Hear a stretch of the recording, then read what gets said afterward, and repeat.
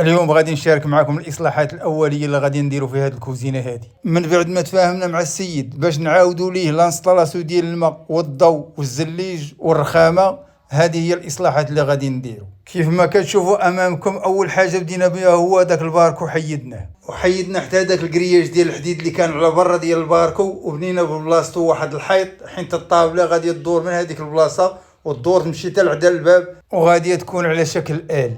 كيف ما كتشوفوا امامكم شدنا التريسيان باش يدوز لنا البريزات وكل حاجه يحطها لنا في بلاصتها. هاد لاكين كانت ما بين الباركو والكوزينه ودايزين فيهم حتى دوك الجعابي ديال الماء، ودابا غادي يجي البلومبي باش يحيد لنا هذوك الجعابي ما يبقاوش دايزين تماك.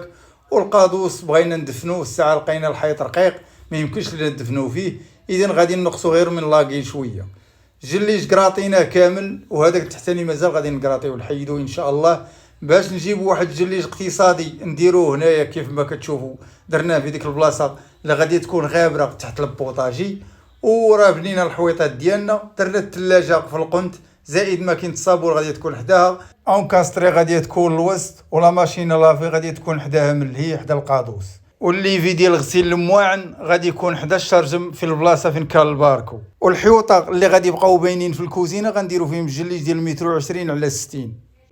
وهذه هي الطريقه اللي كنصوبوا بها البوطاجي ديالنا. كيف ما كتشوفوا سرحنا الجليج لتحت باش نعمروا عليه الكاياس ديال الطابله، لان السيد صاحب العمل طلب منا باش نصوبوا ليه الطابله بالبني، ما بغاش يصوبها بداكشي ديال الام دي اف ولا ديال الالومنيوم.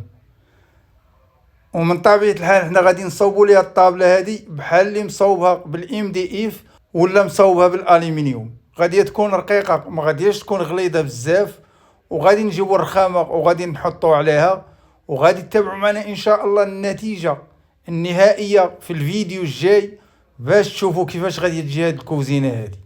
نتمنى يكون عجبكم هذا الشرح هذا، ونكونوا عند حسن ظن الجميع، وتسناو ان شاء الله في الفيديو الجاي باش تشوفوا النهايه ديال هذه الكوزينه هذه.